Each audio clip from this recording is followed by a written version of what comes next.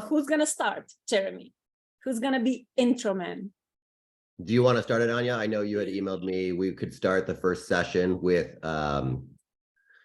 what we said, heart-based communication and expectations. So I know that we were kind of talking about doing maybe a 5 to 15 minute kind of intro where we kind of talk about it, and then the rest of it be Q&A. I really do like the Q&A where it's engaging the audiences. I do a couple of groups like this. And this is the first one of this type. So do you want to start with your form of how you do heart-based kind of communication and expectations, and then I can kind of share, and then we can kind of get into the group and talk about it as a group. Of course. Thanks. So basically, everybody who already know me, I'm an HR expert. I'm bringing these heart-based values into recruitment. So my way of working with this or looking at this is like the energy needs to be aligned. Energy between people who are communicating needs to be aligned, so nobody can feel in submissive position. Because in recruitment, it's very, very, very common that one side is in submissive position because they think that they need to be, or somebody else just put them, and they don't want to put themselves like higher. Maybe the language that I will be using, it will be different from Jeremy's, but that doesn't mean, we are pretty much on the same level here, but just we are using different words.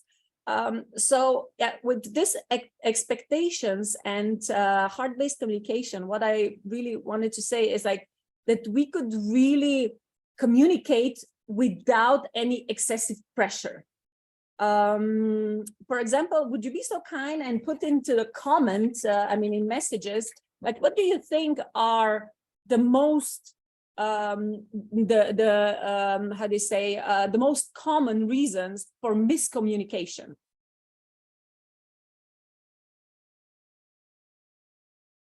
What do you think? Like why people miscommunicate?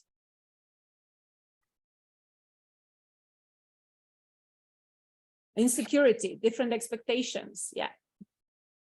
Awesome. Subconscious fear, lack of understanding, different mental models. Yeah. It's very interesting because recently I found a research that showed that more than 70% of all mistakes, of all the problems in workplace, they're actually when they were tracing like what is going on, they were connected to communication.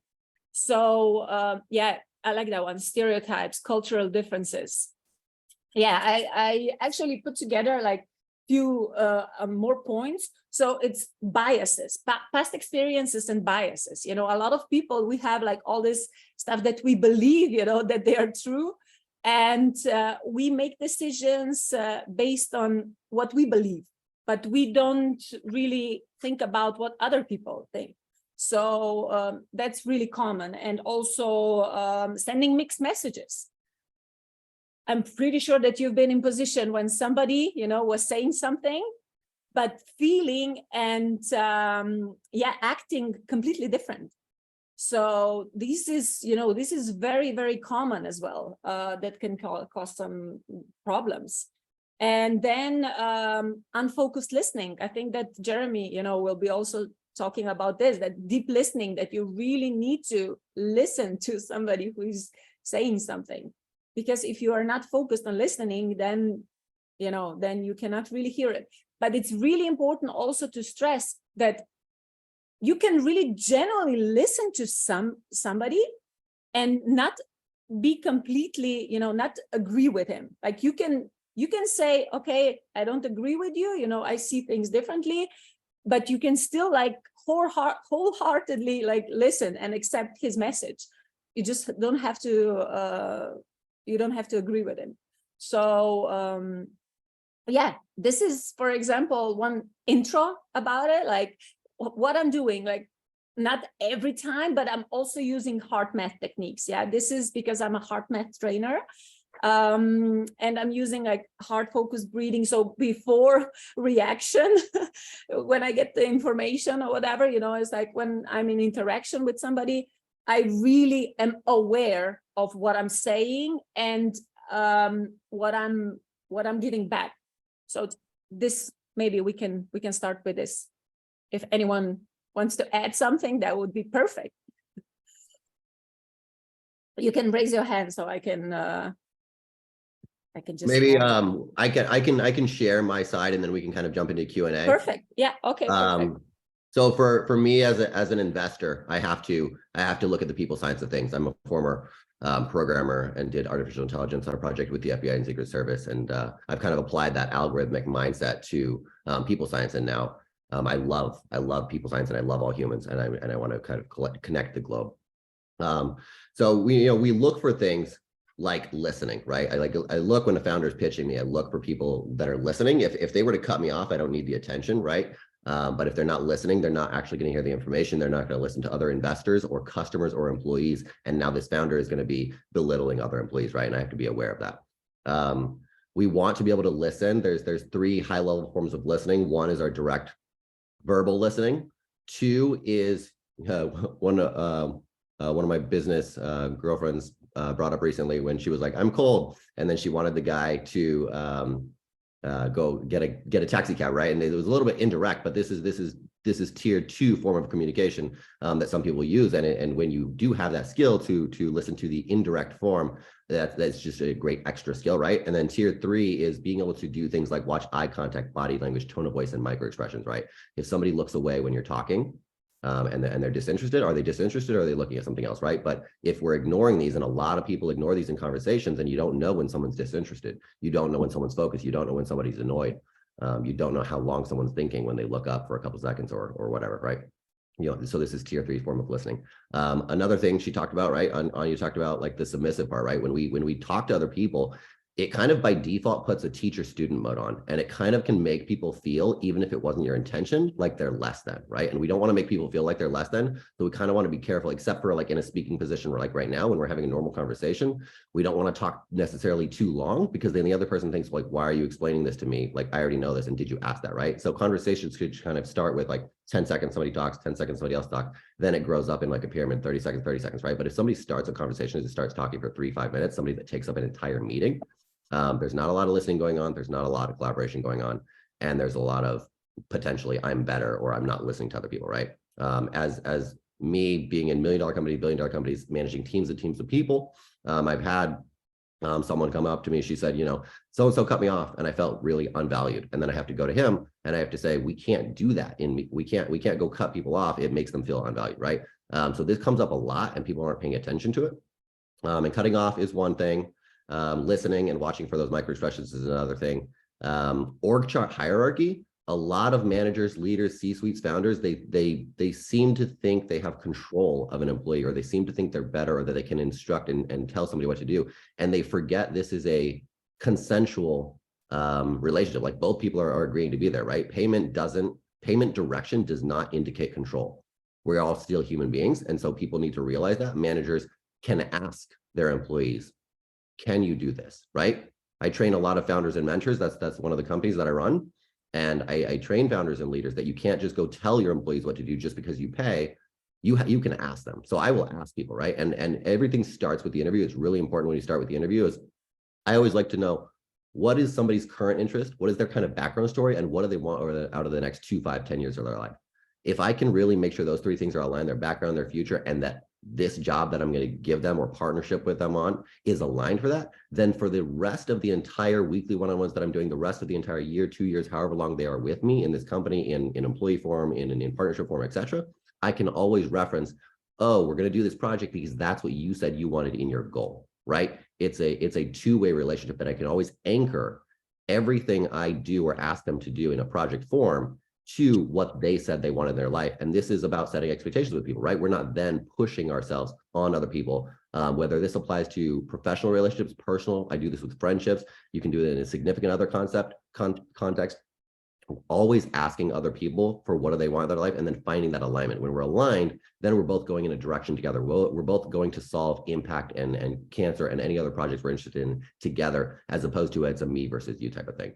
So these are high level. I think everything, if we just start with What do you want? We start with the listening, right? We always start with questions. When I meet people at conferences, it's like, hey, what are you doing here? Let me know about you, right? I say, forget about me, forget my company, forget about anything I'm doing in the world. Let me care just about this person and say, tell me about who you are and what you're interested in. And then when I find out who they are and what they're interested in and what they really, really care about, what is their emotional connection to why they do what they do in their life, then I can talk about things that are specifically geared towards them and say, what can I do to add value to that? Or, oh, here's where I see a mutually accelerating synergy, which is a phrase I like to use a lot of. So that is a high level. I see comments in the chat, and I would love to Q&A with you guys.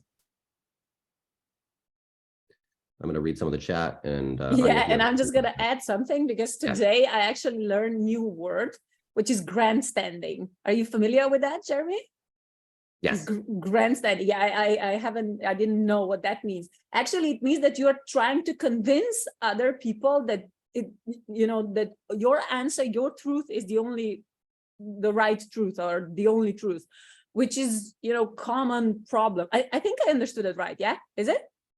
I think it's something like that. So that you are pushing your opinion on someone else, which is, people really like to do that. But we have to understand that there are different perspectives. There are different,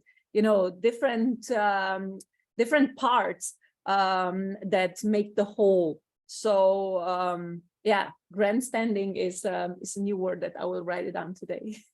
So any questions?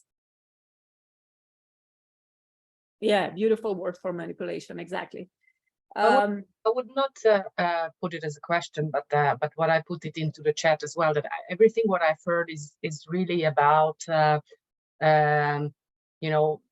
kind of manifesting that my subjective reality is not somebody else's subjective reality. So, for example, that's why I use in my consulting work, especially when I want to get the high human part of people music, because I put one question or one topic into the center of interest, and I ask the people, bring one piece of music that is representing your personal connection and feeling to the topic, and 100% that this is going to be a very, very diverse view.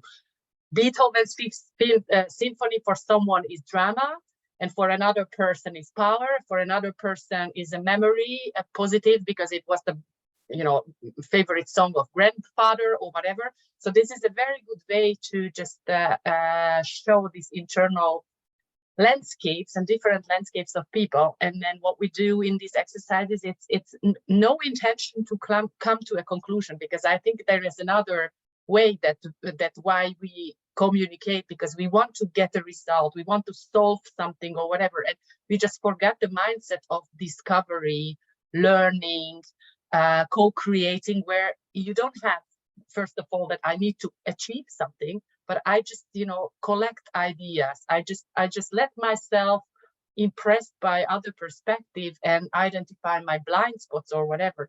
But then if you do a step back, everything starts with this self-awareness that this genuine interest, that I'm open, and I'm open to develop, and we can put this as a growth mindset or whatever, so that I'm ready to not know it all, but learn it all.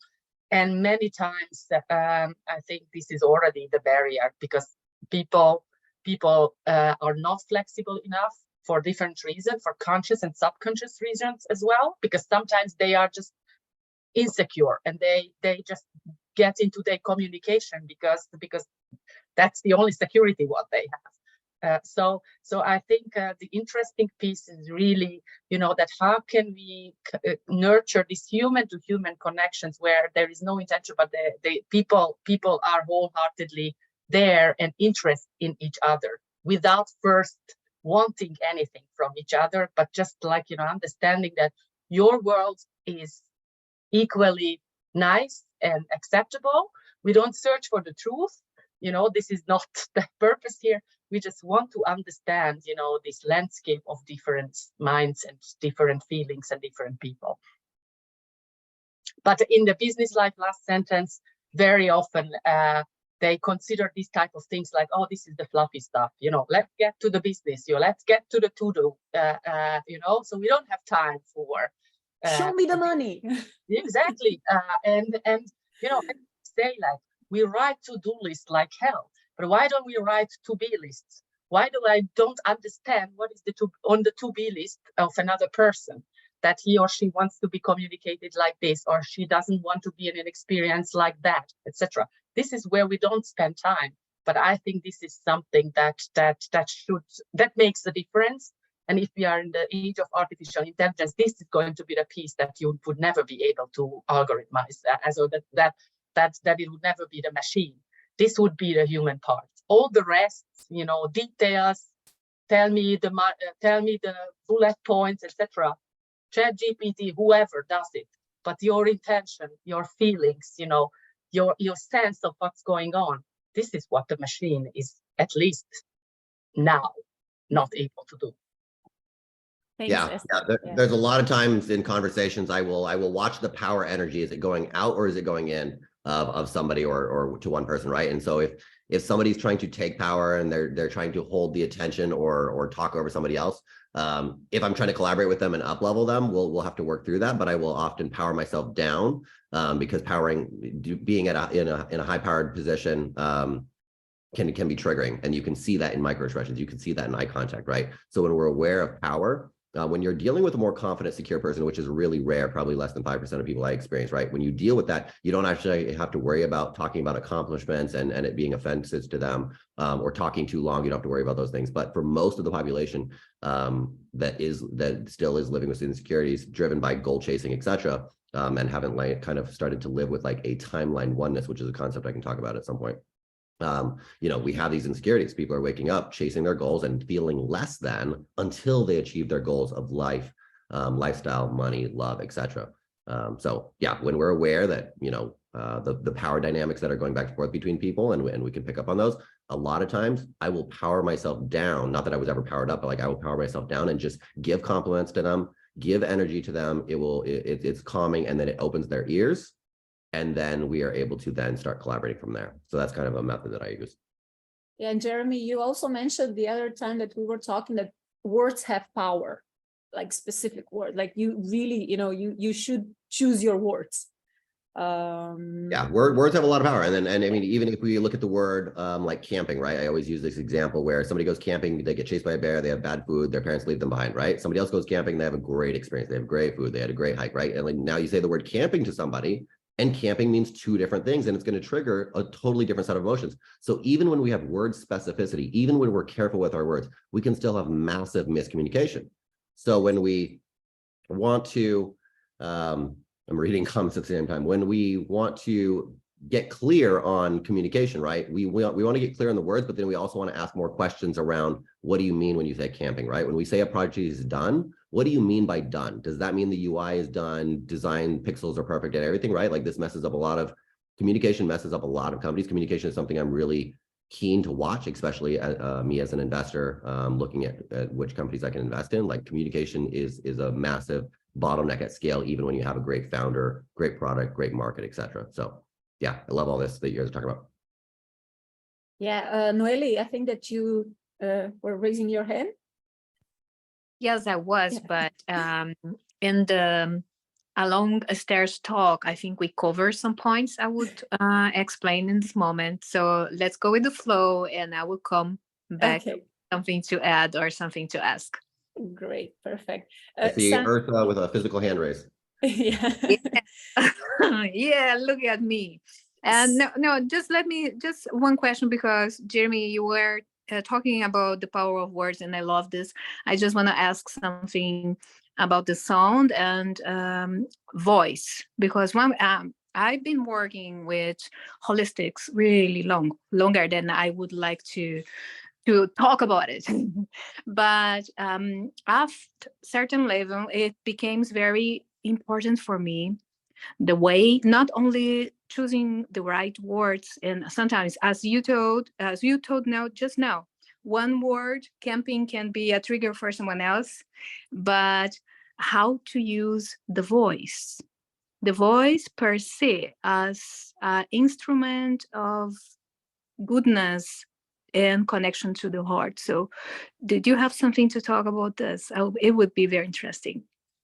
Yeah, I think tone of voice is massive, right? I mean, we know the obvious ones when we're angry, you know, you're going to hear a different tone of voice than when you're sad, right? And there's these obvious ones, but the more nuanced ones when we're actually paying attention to, when we talk to somebody, the first 60 seconds to 3 minutes of somebody, you can start to establish a baseline, right? Because we don't want to establish a baseline across everybody and say one tone of voice is the same across all cultures, genders, etc., moods, etc. But you can, in the moment, establish a baseline in the first 60 seconds to 3 minutes of a conversation, and then the rest of your 15 minutes or whatever can be a baseline. And then you can kind of compare that baseline to average baseline in general.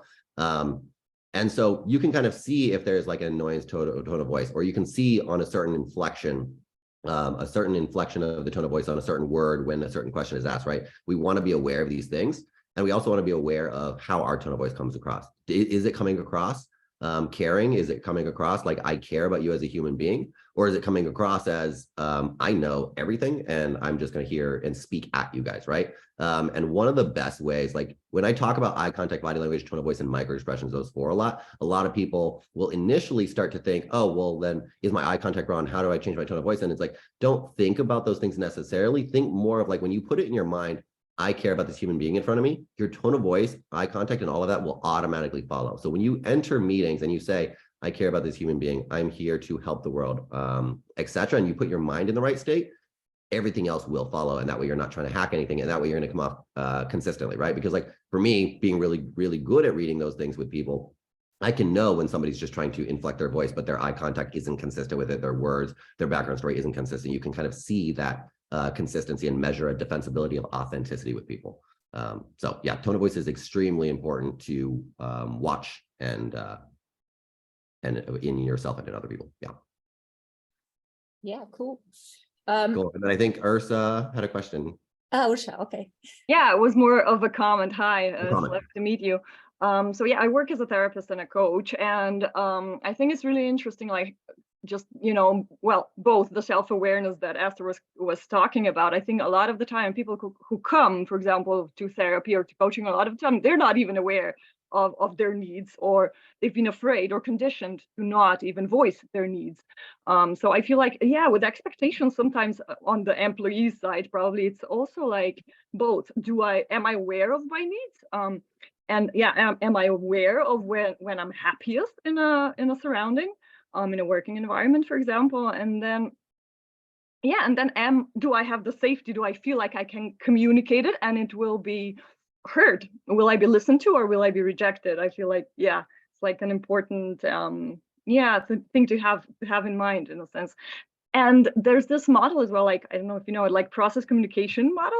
And for me, it was really interesting because it talks about, like, I don't know, 4, 5, 6, how many different profiles. And for me, it was eye-opening because it's like, okay, I have like a persister and rebel kind of personality, which means people who are purely cognitive, and a lot of the leaders will be hard to get my need of, I need to be playful. Maybe I need like a bit of extra stimulation. A rebel is going to be really happy if they can like listen to their iPod while they're working.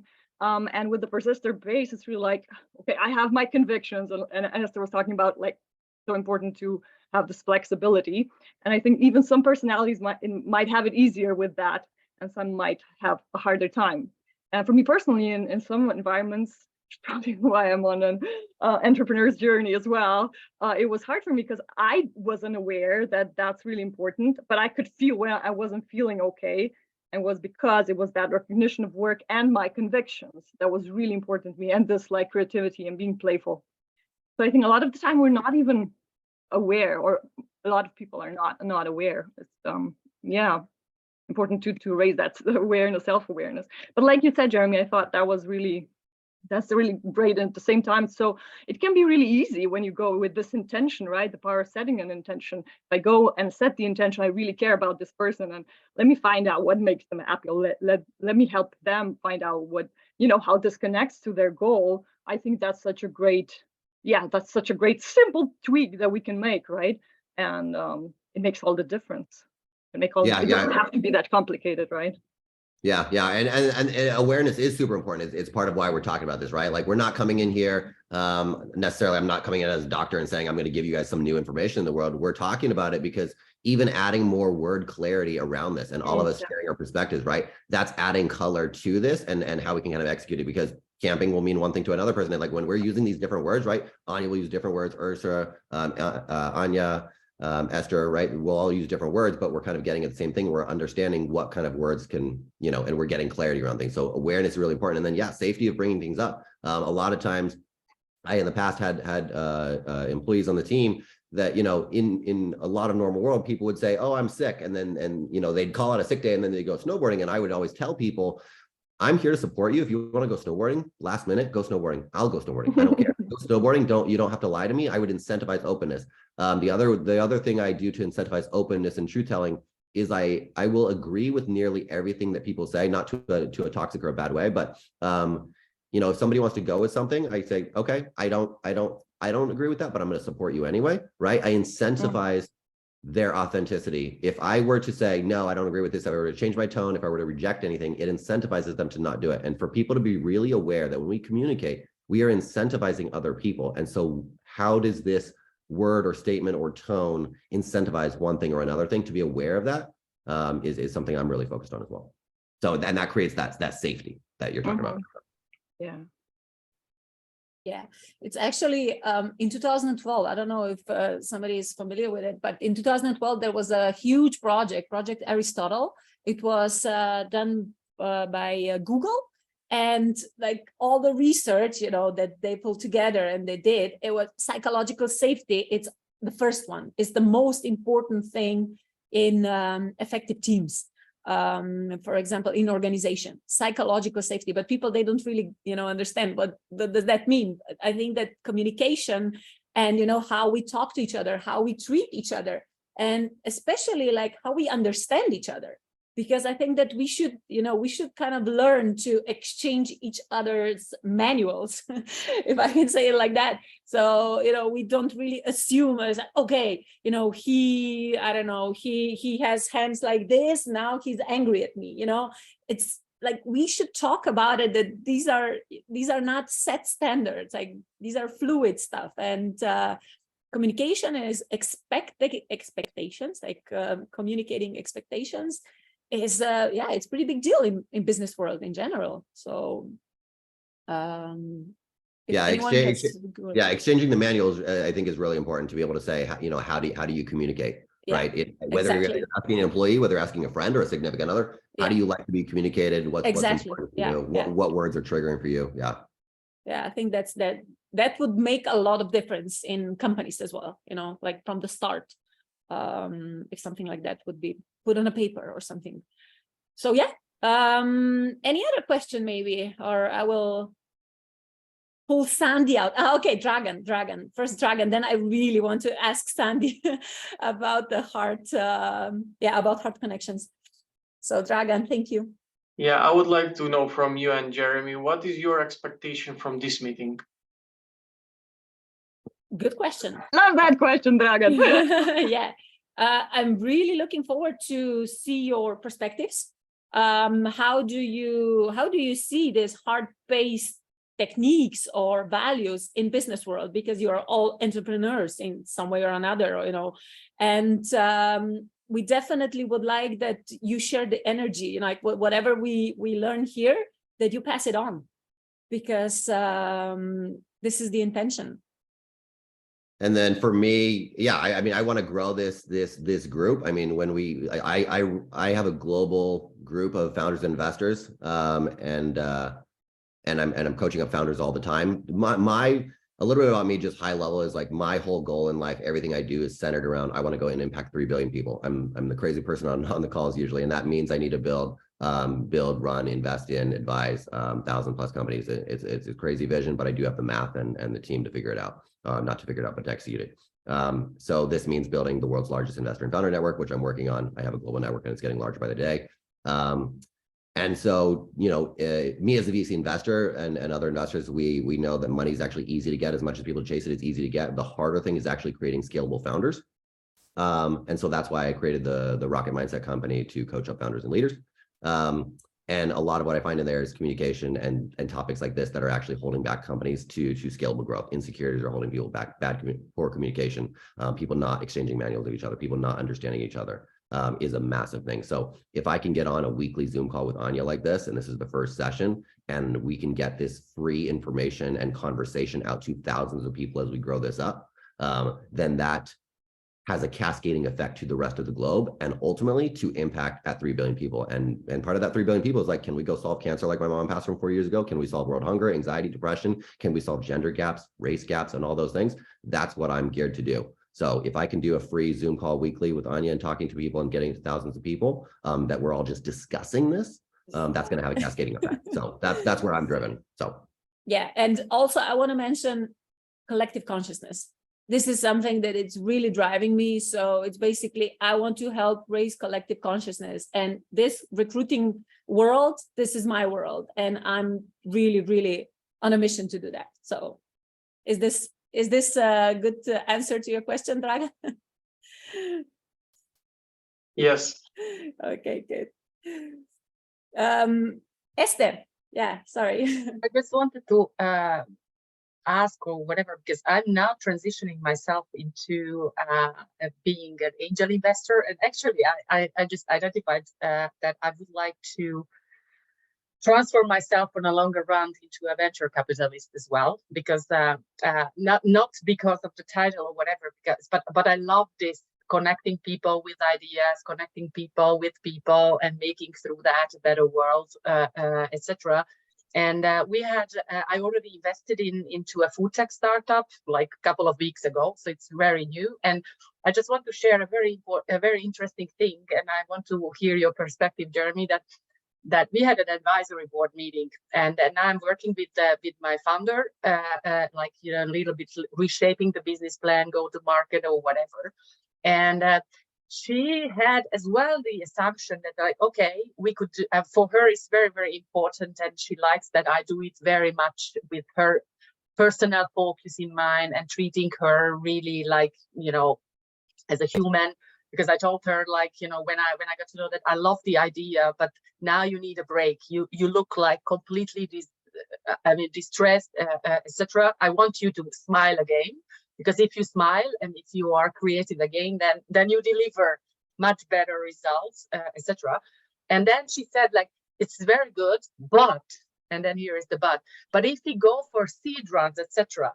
My experience, she said, that people are not interested in this. They are interested only in the money, in the business plan, etc. So she had a very, very bad experience with investors, and actually now listening to you, I think it would be a very nice mission to change this perspective on the investors, that they are all cold-hearted, you know, just business people. And I would like to show it as well. And I told her too that, Noelia, you met maybe the wrong people till now, but there are other people. Maybe they are less at the moment.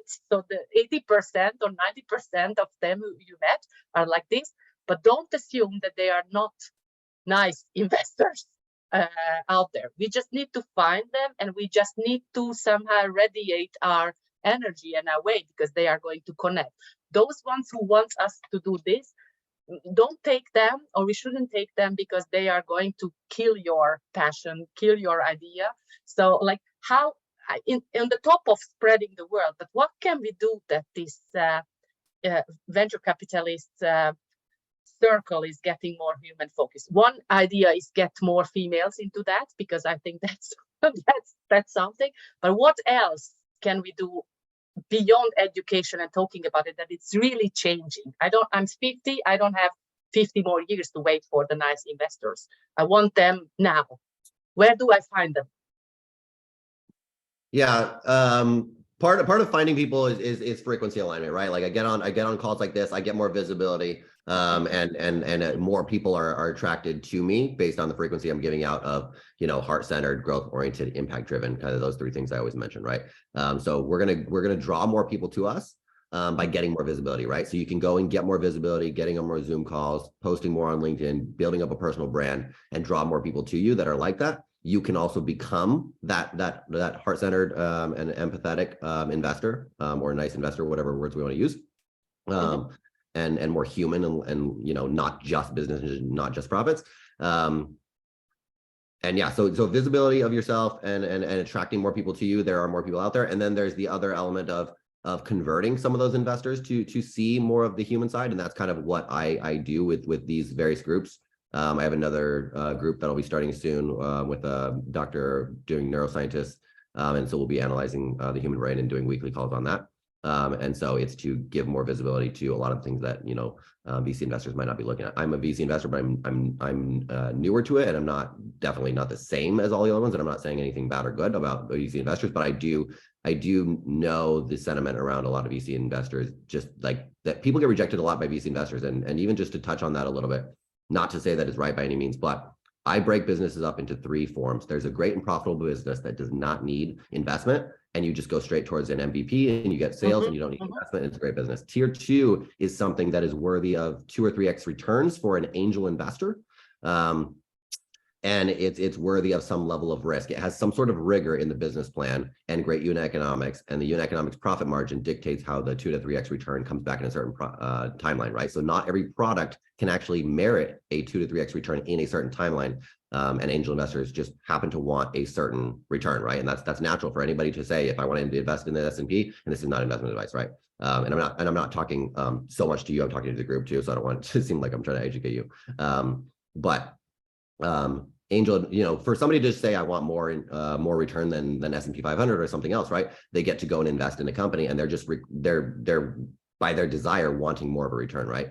And so that's maybe a 2 or 3x. And then there's VC investors like me, where by model of the LPs that we get money from, we are legally required to then go and pursue a 10x return. Not every business product has the profit margins to actually produce a 10x, and not have the market size to produce a 10x. So you actually have to merge those together, the unit economics, the margin, multiplied by the market size. And so that's why there's such a rigorous requirement, and that's why there's so much rejection in the VC. So when you get rejected by VC, which is like tier 3 of just high rigor and high scale and high profit, that is not dictating whether a business is good or not. It's just not of the high scale. And so I actually recommend a lot of people don't pursue VC investment. It's not ideal for a lot of people. It's not, you know, Cody Sanchez is a great person to follow. She talks about the term boring businesses, you know, car washes and things like that. These are things that might not necessarily be your 10x high flying unicorn like an Uber and Airbnb, but they're still great businesses. There's a lot of great businesses out there. So I would almost say, even when you mentioned earlier, you might want to get into VC. I mean,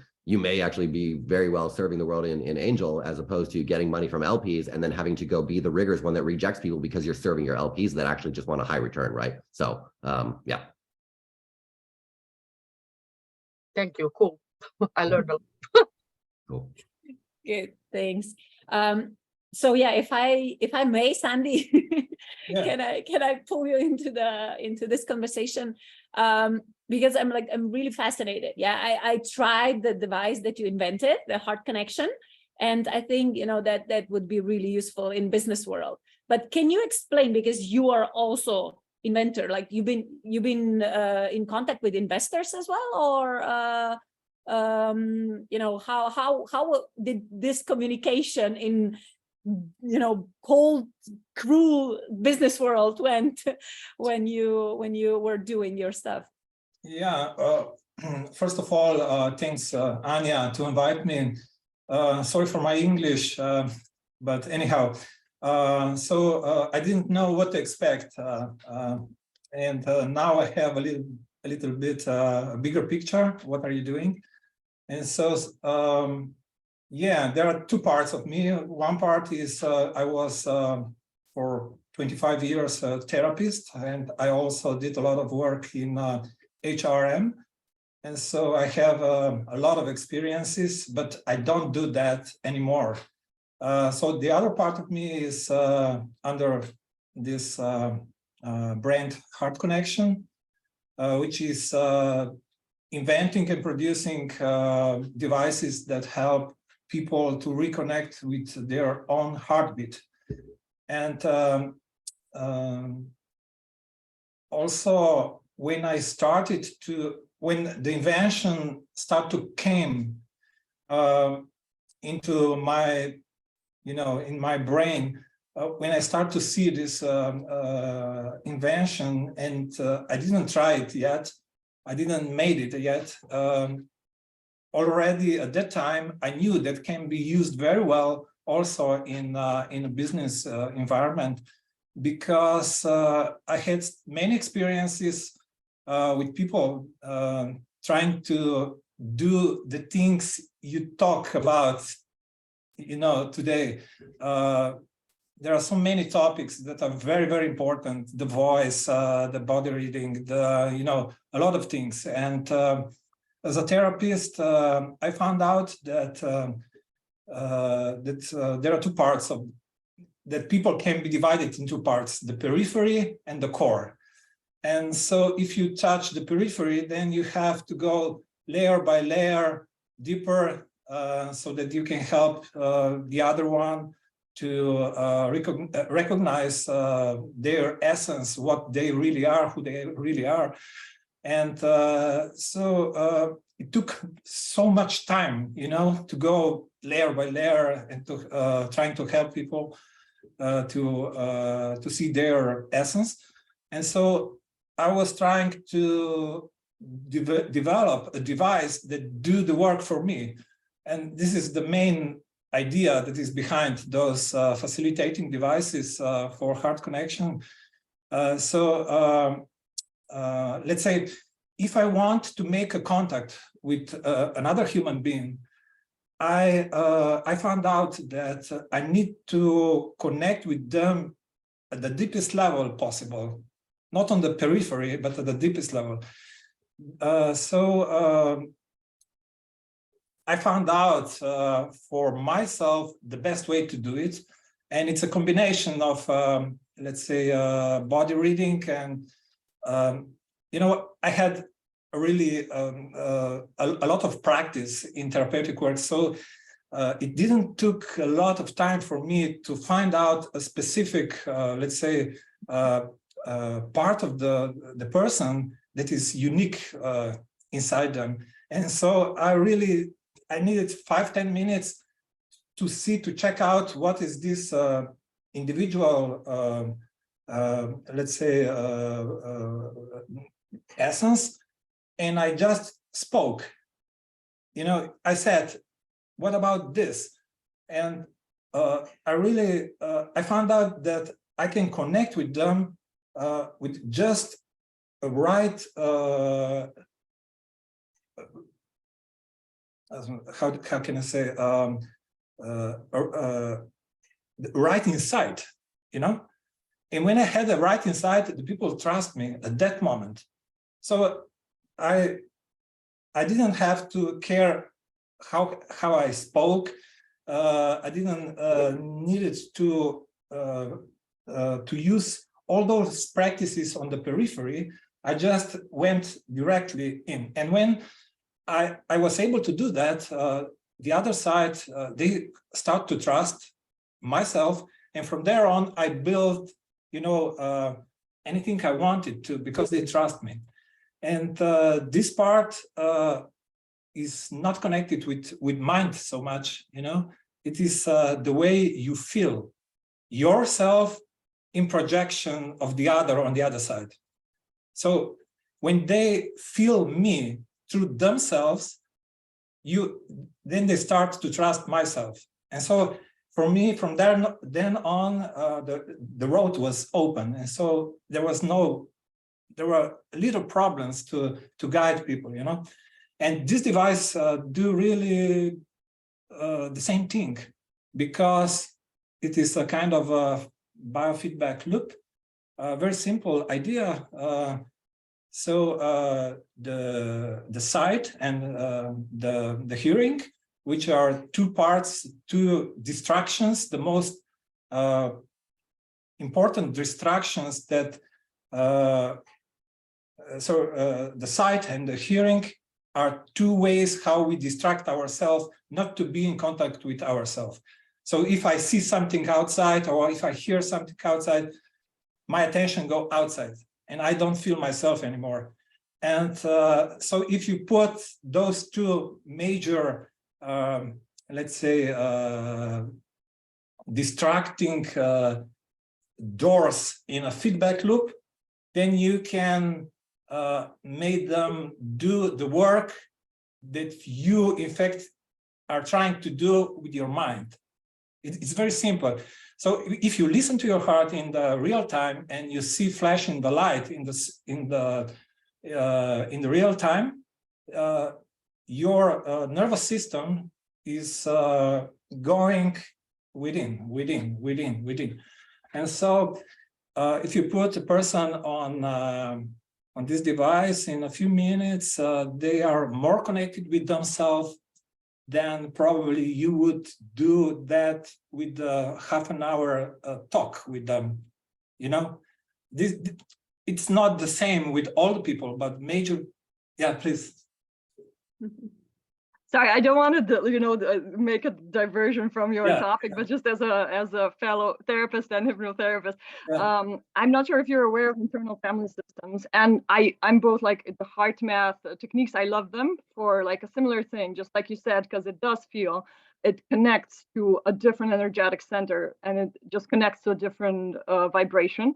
And yet with internal family systems, they say like there's so many parts, and it's also about compassion, both compassion for the parts and then getting people to the core self. But I think in my view, it's important to have both compassion for the parts, for the triggers, for the defenses, for the pains, for whatever, and to get them to that core. In IFS, this is called like self, where the parts kind of, give way to this. I don't know, could it be higher self or this heart-centered space? And there you have creativity, you have calm, you have compassion, you have all these qualities. But I think it's so important to have both, to have that space where we are all that, and we're liberated from all of those parts that we feel like, frustrated with during our days, and to also have compassion for those parts, because they're active parts that, as you probably not have their best intention at heart. Again, that's what I feel so fascinating, that this dance between that higher self and these parts of us that make us human. And I think it's also about compassion. That's why I love just heart and communities like this, because it's also about compassion to all that we are, to all the all that makes us human. Not just the higher bits, but also the shadow bits.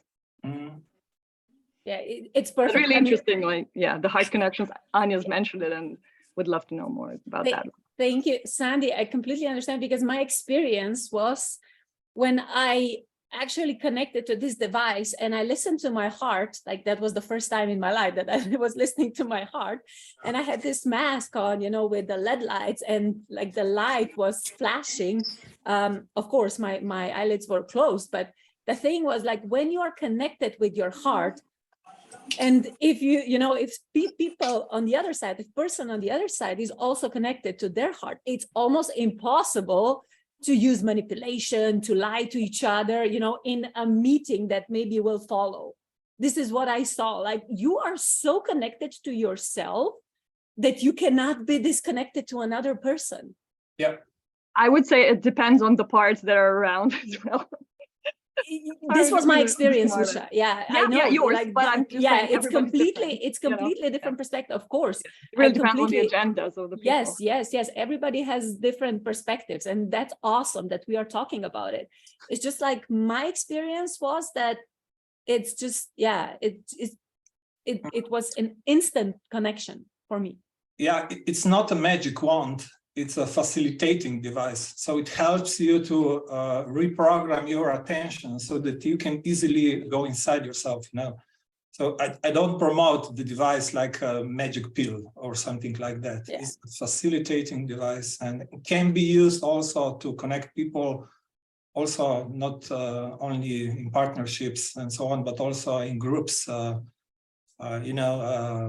business, teams that are working together. And so, Thank you, Sandy. Perfect. Thank you. So, Noeli. Yes. Sandy, did you test your device in in corporations already, or how? Did you have results? I'm asking this just because I was entering in corporations with yoga, Ayurveda medicine, and all the pack of holistics in pajamas to to have my sessions with them. And now we have this coaching collective we call Heartprints, because we are offering heart strategies. We want to have awards somehow one day that don't have to live for Fridays. There will be more communication through the heart level. But what I'm been seeing in this 20 years experience in corporations and even with high level leadership is that at the beginning, they are not coming on free will for heart connection. They would coming sometimes because they have to.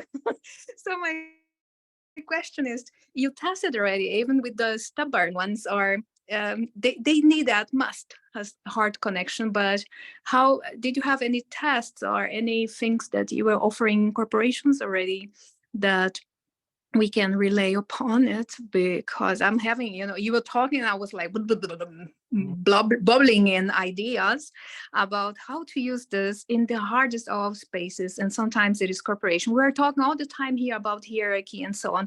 Let's dream further about a word that's not going to be about hierarchy or submitting someone in asking for a job, or, but coming over all of this, wishing for a better future for all of us, principally those that are going to build as well this space when we retire, we are going to have a beautiful life. But some of them are so stressed out, so burned out, that it's going not to have any kind of retirement. They are just done, they are burned. So, and they need it so much. And so corporations are for me now a quest of love. And that device of you, did you have any tests to offer in this level that we can relay on? Scientific research? It don't have to be scientific. So did some of the tycoons of those that, they have their minds in a different level. They talk in a different language. And sometimes I have the feeling they come for help, and I want to help, but they breach at first. So how can you sit someone like this and say, hey, just have a deep breath. I am the yoga goddess. And now we are going to meditate for 30 minutes. They're going to die. They will be bored in the first 5 minutes. But I'm asking if you tried already your device and this kind of folks, and how it is the results. I don't care if it's scientifically proved or not, just if they are open to it and if we see some results. So there is also this scientific part, which is very interesting. Is not under the HeartMath Institute. There are other people that are working on this knowledge that is compatible with our devices. There are scientists from England and also others. But this is a device that doesn't need to understand anything, because you have a first-hand real-time experience. So you don't need to have some kind of dogma or some kind of pre-programmed environment in your mind to experience something. It's direct. It's, it goes beyond the mental part, beyond this neocortex part of yourself. It goes directly. And so it's for everyone, because you don't have, it doesn't matter if you are Christian, if you are a politician, if you are mind-oriented, heart-oriented, it doesn't matter, because it's really a physiological thing, let's say. And Sandy, sorry, I'm just going to read the comments. Yes, Esther, I agree. It can be really frightening for some people to get into such a deep connection with themselves. And again, it depends on how music. I experience it with music as well. That people just like that we just use music and they start to cry or whatever, and especially men, high level IT whatever men, they are hugely afraid to show themselves vulnerable, etc. And if they sense that this tool, I mean, I think if you have a safe environment, a culture or whatever, but this is first, you can't sell this to any culture. you know, because if after that, if I get connected to my heartbeat and I start to cry or whatever, and all the others will say like, okay, Mr. X is out of the promotion list because he's weak, you know, I mean, if it's translated like this, you know, that we put him into a situation where we risk his existence. So I think it's a very fine line, you know, with the HR department, where it's like with AI, you can't sell AI to everyone because they are not ready for that. I think even if it's a basic tool, but sometimes the basic tools are the most frightening to people because then you have to look into the mirror and your others will react and see you in a complete different way. And I pray always that the group is nice to people who are showing them themselves vulnerable, and etc. And that this brings the group to the next level. But many times it's not the case. And then we have as facilitators, etc. Very huge role to make sure that what we created with the best intention is not putting people into, or a group into, a very vulnerable place. So that's I would say that I would be positively, thoughtfully careful and blend this tool always with the facilitator, human. It's true. It's true. Just a reply. It's true. It's completely true, and that's why I made protocols how to lead people. You know, so it's someone needs just a little bit, you know, and the other one a little bit more, and so on and so on. So you have to have some experience, of course, and like you said, you can make some damage also if you try to push something. It's true. Yeah. If I may add something, it's like everything, from my point of view, everything what we are talking about, everything what we are doing, it's an open invitation. It's an open invitation, and there's always a choice. We are not pushing anything. We are not forcing anything. We are not convincing anyone. We are just showing that it can be done differently. And we want to, you know, we want to reveal all the options because you know, we all have hearts. We are all aware that we have hearts and that we feel better when we communicate in a heart level, like heart-based communication, heart-based business, because we feel good, we feel better. And this is the aim. This is the main intention. So whatever it will be, you know, like whatever we will learn here in this group or anywhere else, just be aware. This is open invitation. Nothing else. Open invitation, and everybody, each and every one of thousands and thousands of people who will listen to this, they will have a choice to accept it or not. That's my view. Yeah. Ursa, you have a question? No, I just wanted to comment that, that it is really important to be trauma sensitive. Like I've dealt with, you know, PTSD, and I've seen like, it's not, you know, it's not always what we think might be pleasurable for people could be triggering, even something we perceive. Just that. I think it's important to have that in mind. And I think that's what Esther was talking about, that, you know, with, that is just important to be aware that people might have traumatic memories that might, you know, have a totally different experience that we've had. I agree. Thank you for adding that. And then we have Harderji. I don't remember your name, but I'm just reading off the screen. Noelle. I'm always searching for the mic. So at first, Sandy, you better get ready to build a bunch of this thing, because I think, you know, I consider all that we are talking about. Remember, I am as well a therapist. I'm a medical naturopath, and I was doing this for over 20 years. And today I just stepped into the fields of prevention because we want to move a greater good. And moving a greater good, are you working with kids, or we are working in corporations and those that are connected to corporations, because there is a very different level of awareness, even if we are not stigmatizing here. So I'm not setting standards anyhow. So I'm just speaking about my experience. And Sandy, this is beautiful, and I want to try. And I just want to give you all an example, right? So many years ago, I went through yoga to Tantra. Tantra had lots of bias, but we have to give one thing to the old techniques of Tantra. If you enter in a metro example nowadays, it doesn't matter where you're going or in a flight, you are not allowed to stare to someone longer than a minute, or they will just say, "Wow, this is weird. Why are you looking? Why are you staring at me?"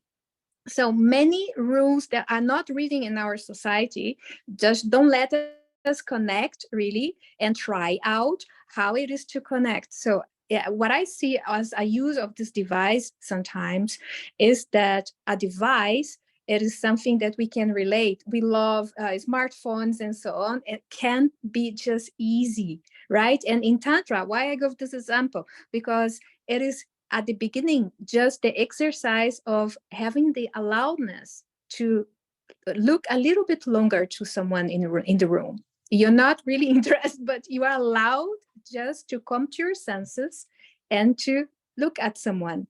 And those, so I consider everything that Esther said and everybody said. So yes, we have to consider trauma and so on. Principally, if you're not coming from therapeutics, right? If you don't have the formal formations to hold space for this kind of reaction. But the world needs more vulnerability, and learn an example that crying in Ayurveda medicine, a very old medicine, crying is a part of our normal digestion. So, and we learn not to cry. That will sit down somewhere in your heart, right? And if you're not in connection with your heart, the tears are going to be hard on you. One day it's going to come out. I just see this device as a chance, even for leadership that are not ready for it. So they have no idea. Sometimes you have just to give odds a chance, and maybe they will be ready, because leadership managers are, doesn't matter. Inside corporations, we have a huge chance to build a better world if we are more connected with the heart. And if there is a device that is going to help us, I want to try it. So that's all. Thank you for the opportunity. Thank you, Noeli. Thank you. Ricky. Thank you. Hey, so I've been listening for the last hour. It's been great. I'm sorry, I won't take up too much time. I don't want to run over either. But what's interesting is the energy being shown in terms of agreement and discussion. I nearly said disagreement, but it's not. It's actually discussion, which is an important differentiator in the scheme of things. So I made a post yesterday about PhDs not being paid for events, and it actually went it was quite impactful to a lot of people. What was important to note was the energy on the post. Now, there were, I think, 70 or 80 comments, 3 or 4 of which were what you would deem classically as negative. The rest are all positive, supportive. But when I read these comments and my personal mindset shift, it was looking at these comments and understanding this from the shoes of the individual writing them. So I put a post saying people with PhD should be paid for speaking events. And I rejected a speaking position somewhere in London.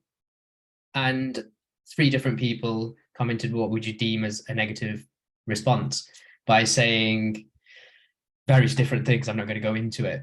Now, the key thing here, and this was of my mindset and the surrounding energy and my practice of whatever I do in Buddhism, reading of philosophy, Stoicism, and everything along these lines, and understanding of the brain, is how I viewed those comments, which was they wrote it in that manner. So they may have done that free talk, and now looking back in hindsight, wished they'd actually said no. And so there was an element of bitterness behind their comment, or spite. And that's okay. I was fine with that, because what it was energy being directed towards me in whatever form it is. I then took that on board and then transformed it to great motivation or great more discipline or anything else that you'd like. That's that attribute. The next one, in terms of the heart connection, I find exceptionally valuable, because when I do sprints at the gym, I listen to the 190 BPM playlist. I don't listen to the 140 BPM playlist or put on Mozart, because I want the heart pumping. I'm thinking about intense interval training, and I want the rhythm and the beat to follow my heartbeat. I try not to get to 190 BPM because that's quite dangerous, but you see where I'm coming from. Now, when I want to train the mind, what I might put on is classical piano music, because it's relaxing. And what am I doing? I'm doing intense interval sprints. So now I'm really testing my mind here in between sprints to say that, right, do I really want this? Do I really want to go into it? And that's a different form of the same energy and a different, I guess, organ system, but they're still connected. I always say they say the gut-brain axis. I always say the gut-heart-brain axis because they're all three in the same linear progression. Third thing, I probably shouldn't have stayed quiet for the whole hour. I just realized this now. Yeah, lesson learned. So the third thing is in terms of a business sense, which is why I guess we're all here. There's a great book that I'm reading, The Buddhist CEO, and it's of a individual who is in charge of a multi-million-pound charity, promoted to CEO, and as a practicing Zen Buddhist for the last 20 years, uses that philosophy in his business or as a CEO. And it's just amazing. I actually ended up connecting with the author on LinkedIn, and we had an hour Zoom call talking about his book, and it was just an incredible energy state.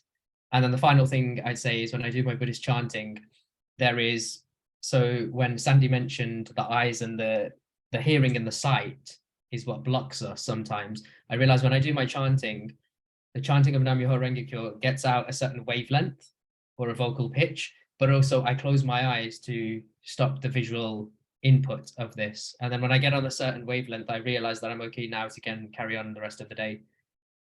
So that's my share of everything. I will next time speak 10 minutes in rather than at the end. But yeah, I hope that was okay. I love it. I love it, Ricky. Yeah, we'll end it here. Clearly, we have a lot more to talk about. We'll be doing weekly sessions. We'll do a lot more. Anja, you have anything else you want? No, I'm like super excited that we started this, it's like the energy was amazing, and apparently there is a lot of interest. So let's exchange, let's grow, let's learn from each other, and please contribute your resources, your information in the group, because every Thursday me and Jeremy will do this, but in the group it's going to be every day. So yeah, let's do this. Cool. See you guys in the LinkedIn group. Thank you guys for coming. Thank you. Have a good day. Have a good evening. Bye-bye. Thank you, guys. Bye-bye. Thanks. Bye.